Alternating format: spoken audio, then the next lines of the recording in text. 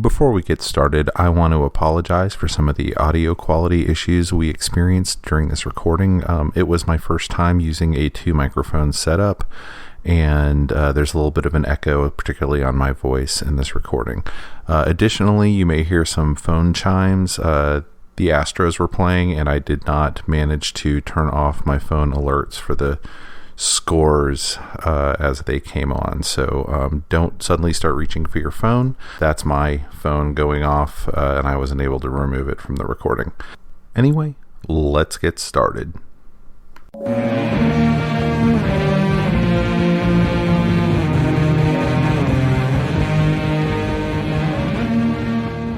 Hi, you've reached the Signal Watch. Film, comics, television, sci-fi, superheroes, noir, history, and more. Join us as we examine cultural artifacts of the 20th century, boldly explore the 21st, and try to put it all in perspective. As always, I'm your host, Ryan Steens. Stay tuned. We're gonna try to make this work.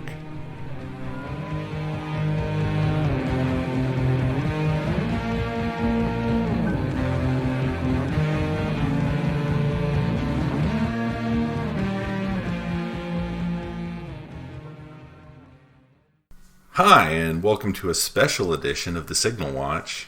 Today with me is a guest I have been waiting to have on for quite some time. With me today is Jamie. Hi, everybody.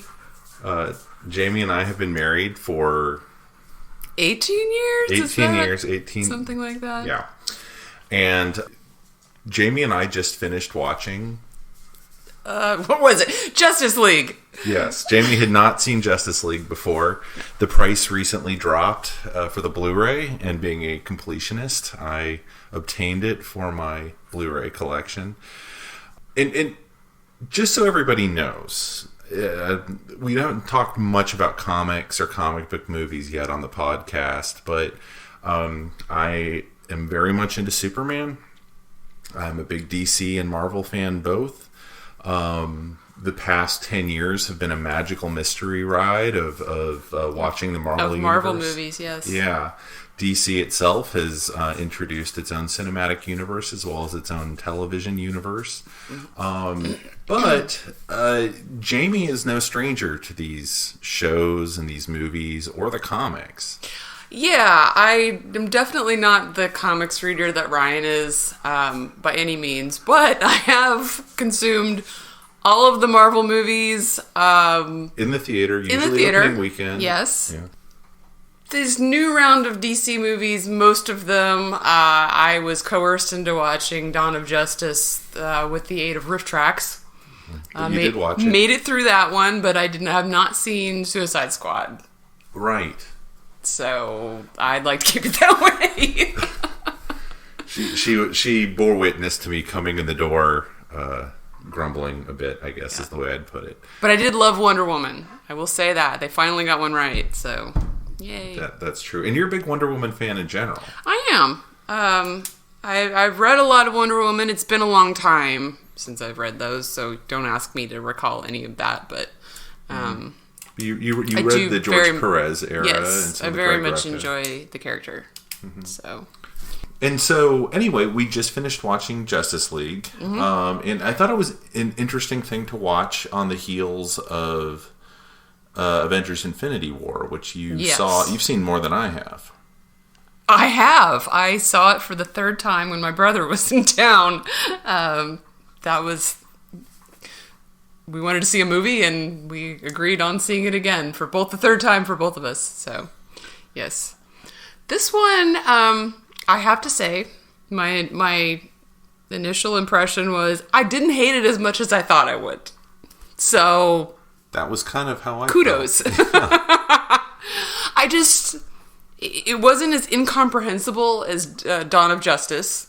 I was able to follow the story. There were only a couple times when I had questions. But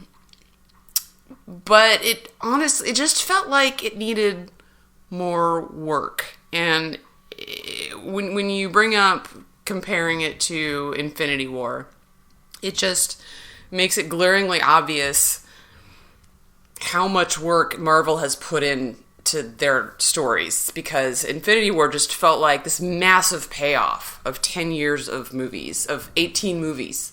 Mm-hmm. And I just wish that we had been able to spend more time with these characters. Like, not... I mean, I enjoyed their interaction. Mm-hmm. I just felt like the payoff wasn't there. You know, it felt, a lot of it felt lazy and scrapped together, and it just, one of these things that I feel like it didn't earn was, they put a lot of emphasis on, the light having gone out of the world because Superman has died. Right. And I didn't feel like, they had done enough in the previous movies of showing that. Of showing Superman as this big light in the world. His first movie, he basically just was fighting this guy who was there to kill him. Right. He's like, he was the problem. They haven't done enough of showing Superman as being the world's savior, I guess. Mm-hmm. So that was, yeah. I wish they had done a little more build-up of that. Yeah, I agree. I found that a particularly odd framing. I understand why they said they wanted to do it, because it was supposed to... It's the crux for why they say the mother boxes suddenly leap into life, is because there's this darkness, the Kryptonians no longer there. Although the Kryptonians only been there for 30 years. That was my other part of my question that's the... So... The light has been gone from the world because Superman's gone, but he has only been around for and acting as Superman for maybe 5 years. I don't know. They never really go into detail about how long he's been Supermaning it up. But before that, they see these mother boxes have been around for thousands of years. At least I think they said 5,000 years. Why didn't this happen before? I don't understand. I don't know. That was murky to me. Yeah, I think it was some shoddy writing. Yeah. But yeah, they spent all of, Man of Steel, he doesn't appear until the end, and all you know about him is, there's some people here who are going to destroy the planet, and partially because he is here. Mm-hmm. And then in Dawn of Justice, they set it up to where he's been doing some things, but he's highly controversial. They talked about, and then everyone thinks he blew up the Capitol building. Yeah, I mean, that was a big part of Dawn of Justice. Like, he was still public enemy number one, and suddenly, now he's the light of the world, and he's gone, and everyone's crying. Yeah. Like, well, you hated him 5 minutes ago. What's the deal? So I thought that was some bad writing, and I thought that the way the movie started was a little odd. Of just starting with like Batmaning around, and somehow already knowing about the parademons on a set that looked like it had been pulled out of a CW show rooftop set. Yeah, I thought that first scene was like generic Batman 101. I mean, it was pretty lazy. Even the opening, what do you call that? The Marvel has one and DC has one. Like, their opening before their credits, even. I have no idea. What's that called? I don't know. I called it splash screen, but that's not a screen. It's just their little video. Even that seemed lazy to me. Yeah. I know they've used it before, but... I don't know that they have. They haven't? They didn't? They've done a lot of different things. They had a comic book page flipping by kind of the way Marvel did. Yeah, you're right. I like that better. And I think they had like a thing where you kind of dove through the DC logo or something at one point. Okay. But yeah, this was, I think, the first time we saw this, but it reminded me of that really clunky 3D Justice League. Yes, Unlimited, Justice League Unlimited. Oh, no, the first one. The first animated series. Unlimited. Yes. That's exactly what it reminded me of, yeah. And I don't know. I mean, they never really set up any of the characters. You know Wonder Woman because you spent a movie with her. Right. Batman, there's been so many versions, and they're not clear at all with what's really going on with Batman. Yeah, I felt like I knew these characters because I already knew these characters, not from this movie or the previous movies. Yeah, there's a lot going on with Cyborg, and you just kind of glance over the top of it. Yeah, it makes me wonder if someone came into this not knowing anything about DC, which, I mean, there are people. Sure. There are There's lots of people. If they would be confused, if they would be engaged with the characters, I don't know. I don't know if Aquaman necessarily has a particular personality or archetype that people think of immediately. We grew up in the 70s and early 80s with Super Friends. Yeah. Where he was kind of generic guy in an orange shirt. Yeah. Everyone's kind of just dismissed Aquaman as kind of dorky.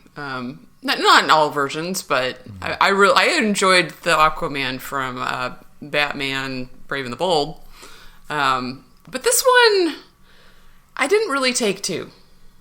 I understand what they were kind of trying to go for, I guess, was kind of a bro surfer dude, maybe. From Norway? From Norway, right.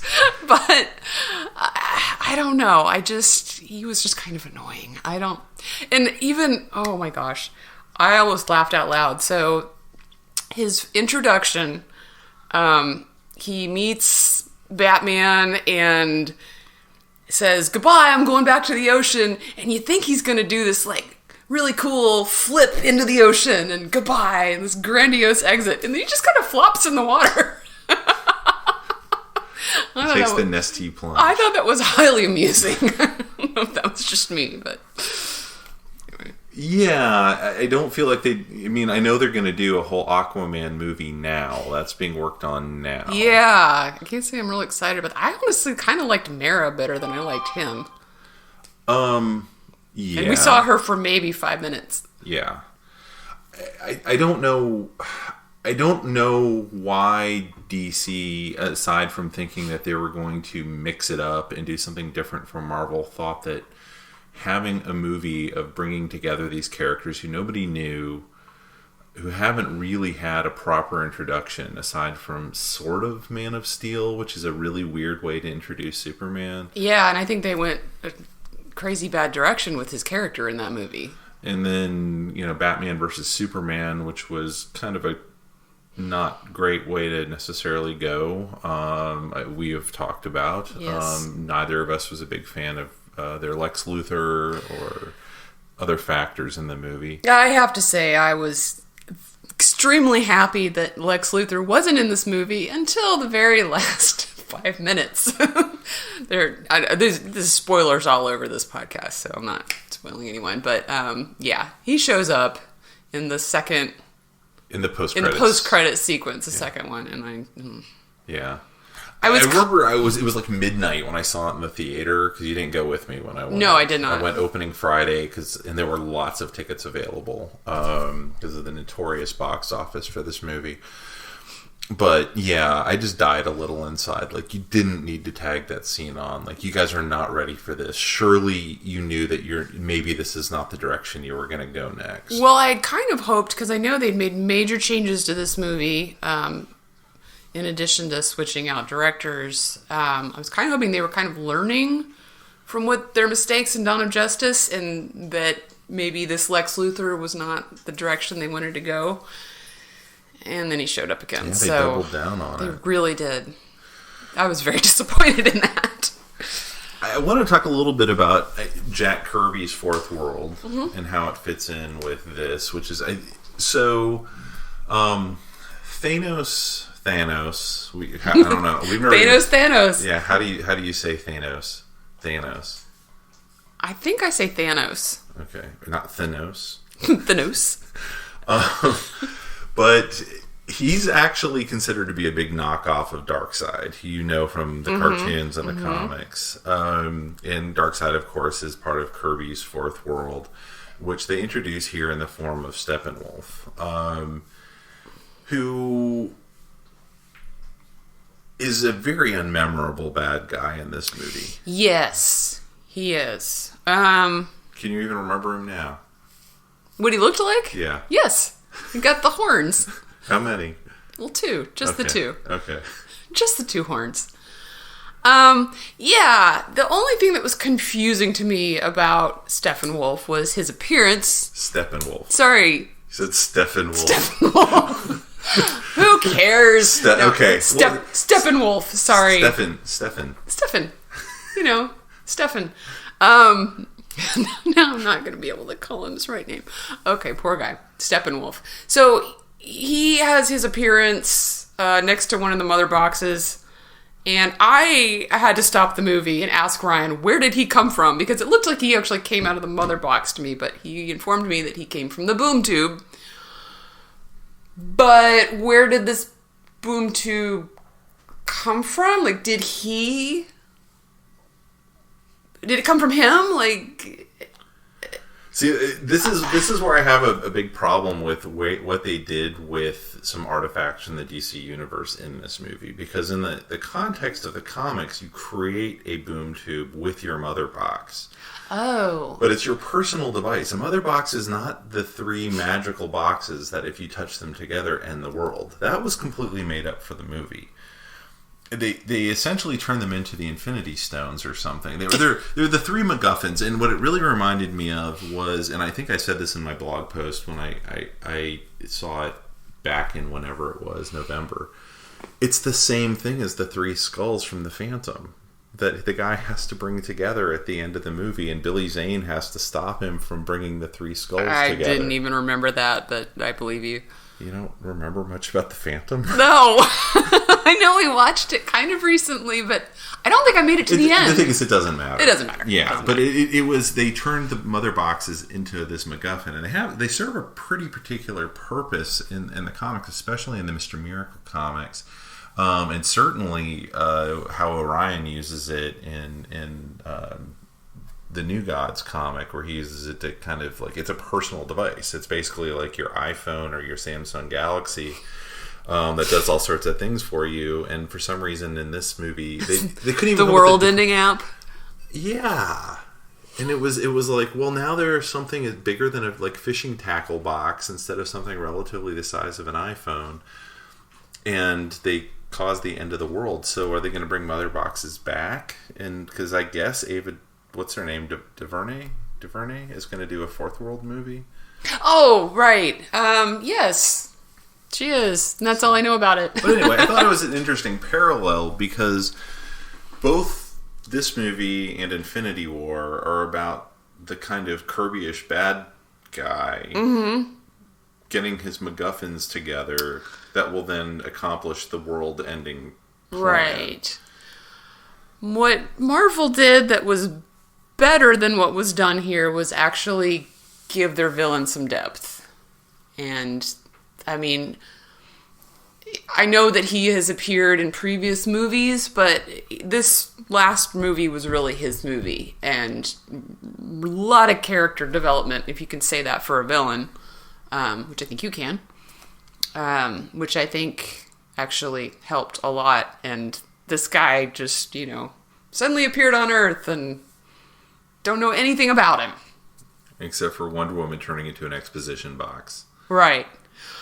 There was a lot of exposition box going on a little bit that I noticed. That, again, was part of the laziness, I think. I'm thinking of the scene with Bruce and Alfred when they're just, looking at files and reading the files on people.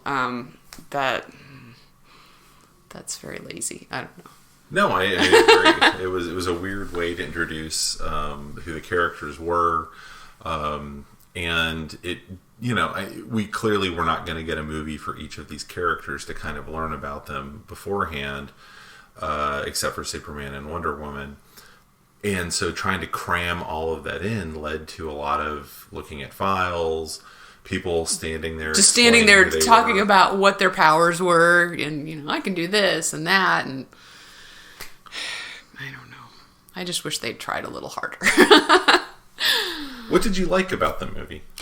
A number of things. Again, I liked that I was able to understand it from beginning to end. I enjoyed, we said that the characters weren't developed very much, but I did enjoy their interaction. When they did finally get together, it was a little sloppy in the beginning, but I also actually really enjoyed, this was surprising to me from even seeing the trailers, but a lot of the earlier fight scenes. Like? Well, there's one in the middle of the movie. It's the first one where Flash tells Batman that he's scared. I really enjoyed that little character bit. Mm-hmm. But it wasn't as murky. Like, the visuals were a little cleaner than normal for these movies. I really enjoyed Flash as a character. And I mean, his powers are just like, they just pop on screen and they're fun to watch.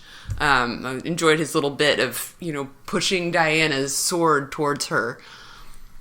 That was really fun. I have to say, the fight scene at the end of the movie was not so great. I thought it looked absolutely terrible, and it was, fell victim to the same darkness and just too much going on and overly CG that these movies have, had a problem with. I mean, there were a few attempts at humor in there that I appreciated, I guess. Some of them fell a little flat, but I did notice in the very beginning of the movie there's a flyer in the background, and it says, "Did they return to their planets?" And it says, "Oh yeah, that was a newspaper." Newspaper. Superman and Bowie and Prince were on that, so I did catch that. So I thought that was very cute. What else did I enjoy? I enjoyed the minimal mustache cover-up. I had heard this big deal about how they had to do re-shoots and how Henry Cavill had grown a mustache and they had to erase it. And indeed, that part looks pretty bad. It's just in a little video in the very, very, very beginning. It's actually not, though. That's not the part? No, that's it. That's one of them. Oh. But there's actually inserts throughout the movie. Well, I didn't notice. I did a lot more this time. Uh-huh. But I will say, when it was blown up on a big screen, I think it showed a little bit more. I mean, our TV is pretty big. I mean, that first little, it's like shot through someone's iPhone or something, so it's a little, shaky cam. That part looked awful. That was really just laughable. But it's, the first 2 minutes of the movie and then it's done, so. I think you could see it when he did with Batman, like, "Do you bleed?" Like that part. I thought I could see it there. Yeah, maybe. But I also was looking for it by that point. So I was like, am I seeing it? Am I not seeing it? I was more focused on oh God, are you bringing this back? I will say the thing I liked the most about the movie is after Man of Steel, which I felt like got pretty close to Superman, except for the end, and Batman versus Superman, which I felt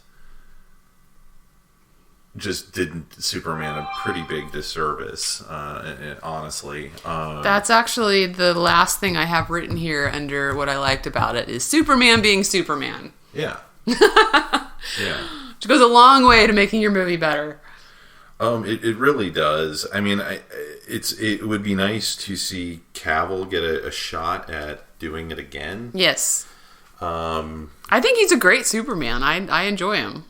And he had little flashes in Man of Steel where you were like, absolutely. Oh yeah, this would totally work. Like when he was first meeting Lois, and yeah. Yeah. And I think Amy Adams is just criminally underused in these movies. I understand that character is, there's a lot going on, so there's not really room for her, but I think they could have done a lot more with her. Yeah. I think she got her part in Man of Steel that made sense. In Batman vs. Superman, I felt like they felt obligated to have her do things. Mm-hmm. And so she's running around doing things that don't advance the plot.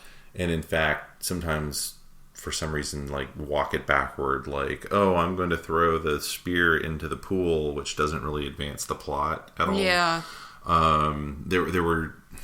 She just had business to do, so she'd have screen time. And I almost felt like, oh, here's some contractual obligation of I'll appear for 10 minutes on screen or something. Well, and you can answer this question for me, because you know the character of Lois Lane better than I do. But I felt like it was maybe a little out of character for her to kind of crumble the way she did after Superman died. I know she would have been obviously impacted by that, but she said, "Oh, I'm unable to write the big stories or something," and I didn't know how long it's been. If it hasn't been that long, then that's understandable. But I mean, she's Lois Lane, and she's gonna get the job done. I don't know. No, I think it's a good question. It didn't really bother me in the context of this movie because she's supposed to be. So if she had been more of the devastated. focus, then that would have been maybe. I mean, they didn't give her any business to do, where she's Right. uncovering what's really going on Right. with, like, Steppenwolf's been posing as a CEO this whole time or something. Gosh, that would have been a better movie. A 9-foot CEO with horns. No one knew this entire time. But yeah, so it didn't. I totally get your point, but I got the thing of she and Martha are both in mourning, and that said, I think they also kind of went out of their way to make both of them look a little haggard in the movie. They did. That was strange. I mean, there was no point to it either. I mean, Yeah, it's like it's been a while. She's probably gotten some sleep and doesn't have the puffy eyes by this point. Yeah, I anyway, it's fine, but it's not the world's best movie. It had two directors. It had to switch gears at some point, several points during the movie. that was because something of I was going to ask you, because I was aware that they had two directors.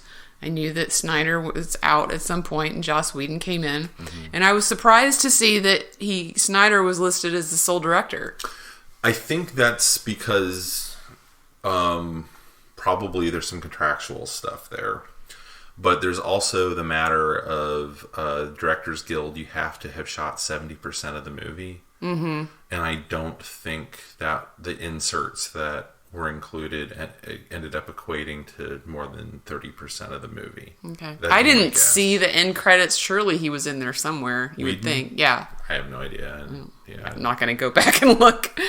But yeah, I know that was one of the questions with the Ron Howard reshooting the recent Star Wars Han Solo movie. Because I think in the end he got the full directing credit on that, so he must have reshot a lot of that movie. Yeah. And it's been a question with a few other things here and there. Certainly with the Superman 2, which had the switch of directors midway through, which ended up with Richard Lester reshooting things specifically so he could claim full director's credit, and apparently the cast felt those takes were worse because they were basically done in like a TV setup and no energy. So it's a Superman tradition apparently to have to swap out directors at some midpoint in your movie. But yeah, I mean, I think that the movie suffers a little bit from trying to decide which direction it wants to go. I don't think Elfman's score on top of it that does this thing of like, oh, now we're going to riff on the Tim Burton movie Batman score from time to time, then it leaps into the Williams score, sometimes at inappropriate moments. It's nice to hear the riffs, but I felt like the music just didn't have any coherence at all. And I'm a person who really well, everyone enjoys music in movies, but I just if it's good music, if it's a good soundtrack, it really adds just so much, and there was nothing here that really, I think, added to the movie. I think that the fact that they were working towards a deadline and probably Elfman didn't get his hands on the movie, which was probably being recut till the last minute, I'm sure they threw a big bag of money at him and said, I don't know, make it Justice League-y, and so they didn't even have time to think about whether or not. Was he responsible for the soundtrack? Did he do that? Yeah, I see. I didn't know that. Yeah. I mean, I obviously recognize the Batman theme, but I thought they just used it Yeah, and there's no reason you wouldn't think that they just used it. because nothing else sounded like him. I don't know. It didn't have his, distinctive Elfman style. But... La, la, la, la, la, la. Yeah, exactly. I mean, that wouldn't have worked for that part, but It would have been adorable. it would have been adorable. But this movie was not adorable. No. And not really for children.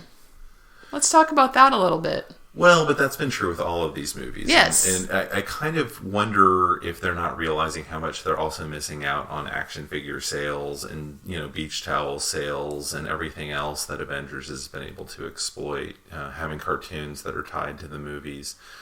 None of which DC's been able to capitalize on since, I remember the first line of toys that came out with Man of Steel, and walking out of that movie and hearing stories the next day and over the subsequent days of like kids getting carried out of Man of Steel, and you're kind of like, this was a character intended for 8-year-olds, and I enjoy him as an adult, but I also think if you make a Superman movie, you should be able to sell Superman toys, which if you go into Superman's real history, he's been a licensing bonanza since pretty much 1939. Yeah.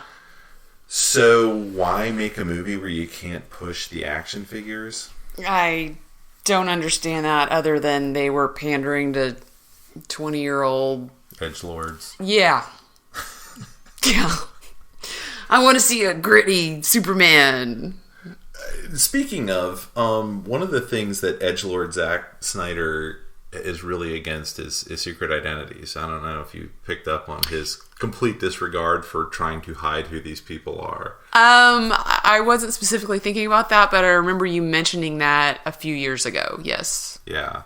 So in this movie, Lois, upon seeing the revived Superman, just runs out of the car and yells Clark!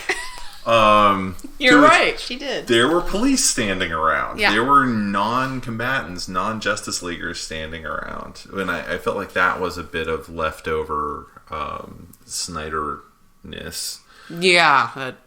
That seems like his work. But if Batman is also having jets fly in over his private lake... I would assume sooner. Anyway, I know that Batman's ability to hide his vehicles and all that stuff has always been kind of a wink, wink, nod, nod, whatever. Sure. Who else can afford all this crap? But it was just kind of like, they're just not trying. They're just not even. No. And it's not. And that's one of the things that I think when the Marvel Universe kind of decided, like in the comics before it ever happened in the movies, Steve Rogers pulled off his mask and said, "I'm Steve Rogers," in comics following 9/11. Mm-hmm. Said, no, America will show its face and who we are, because we're America. And Tony Stark... I am Iron Man. Yeah, revealed himself in the comics, and then they did it in the movies immediately.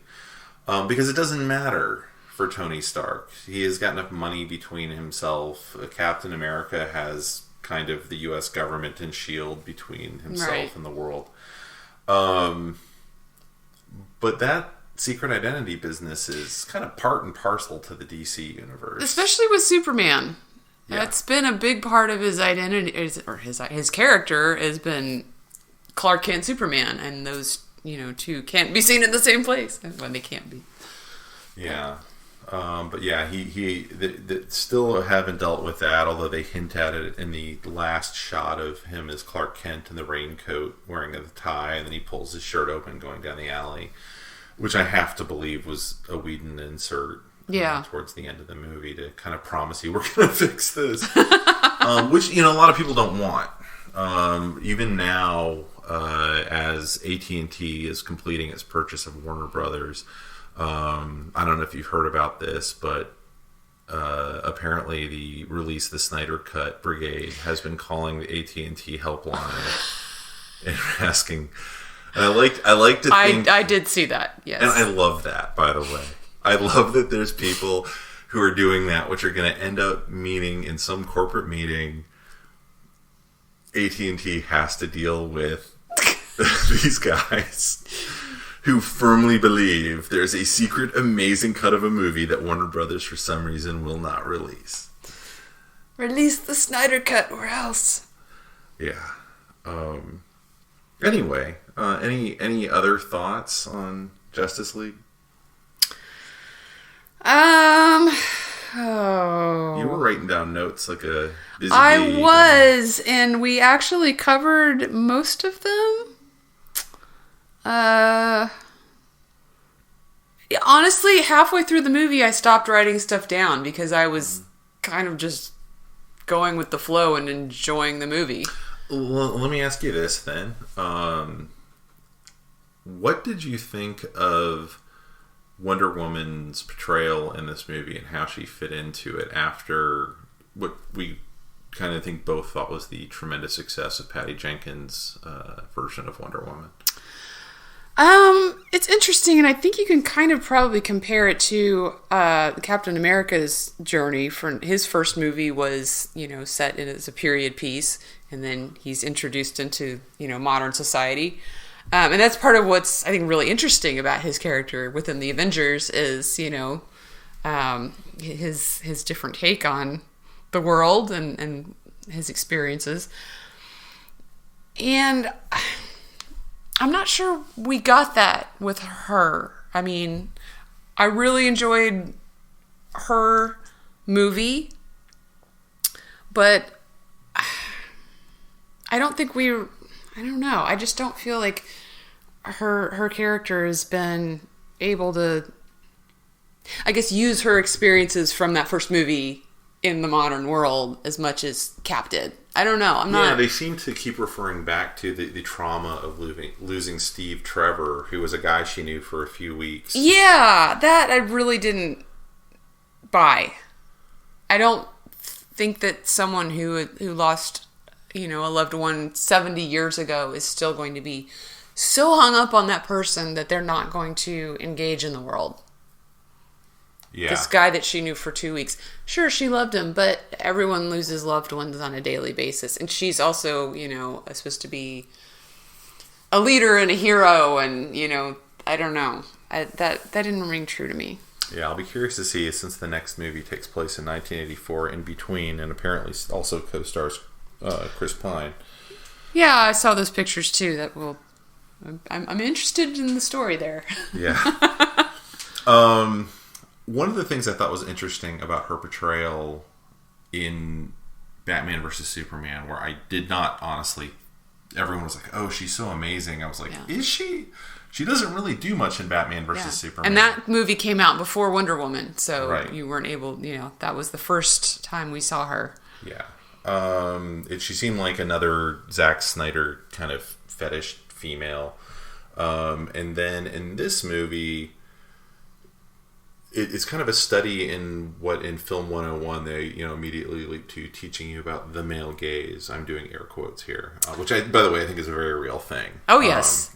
But the perception from Patty Jenkins' view of the world to, let's have Gal Gadot enter every shot wearing leather pants. We're gonna shoot her from the back. Make sure you get the butt. Yeah. Yeah. Zero in on the leather-clad butt. Mm-hmm.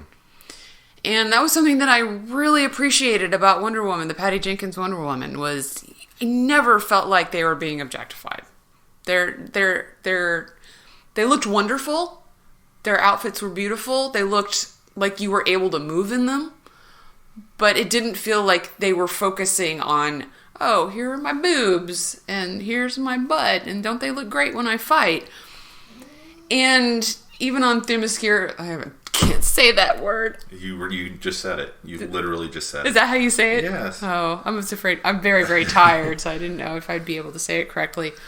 Yeah, so there's a scene on Themyscira, and they are wearing different outfits. They are very similar to what they wore in Wonder Woman, but they're metal, and they kind of, I don't know.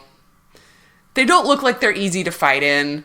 It just looks like it's back to, hey, a dude designed this. That's just what it feels like to me. I don't know. Yeah. So yeah, didn't appreciate that.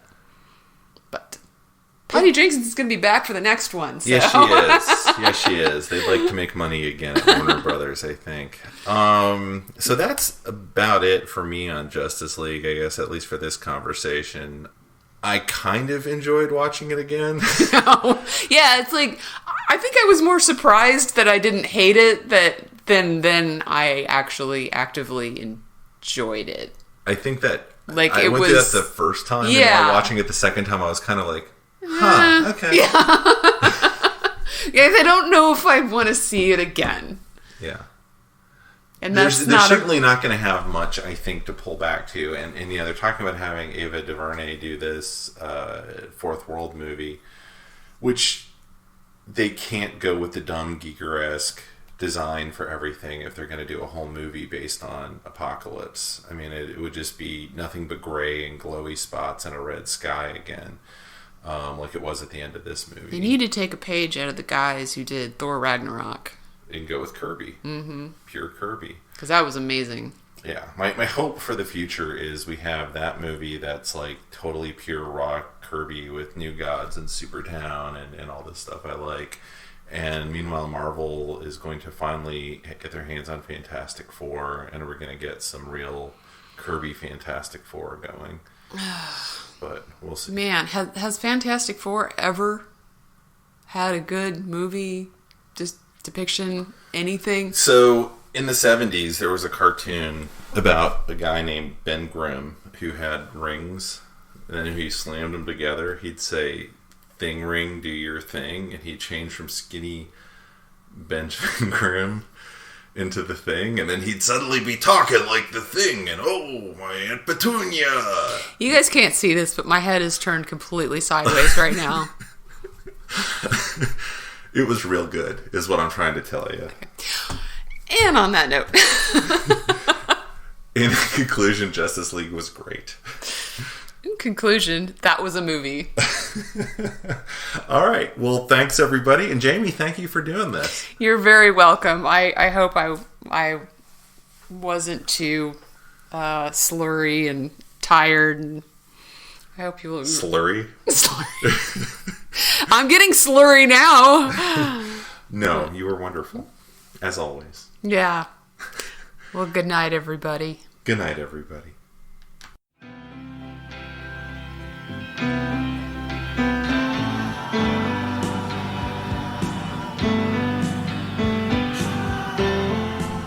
That about wraps it up for this edition of The Signal Watch, a production of the League of Melbotus. I've been your host, Ryan Steens. Thanks for sticking with us. We'll be back soon with more exceedingly high quality content. So until next time, God damn it, babies. You've got to be kind.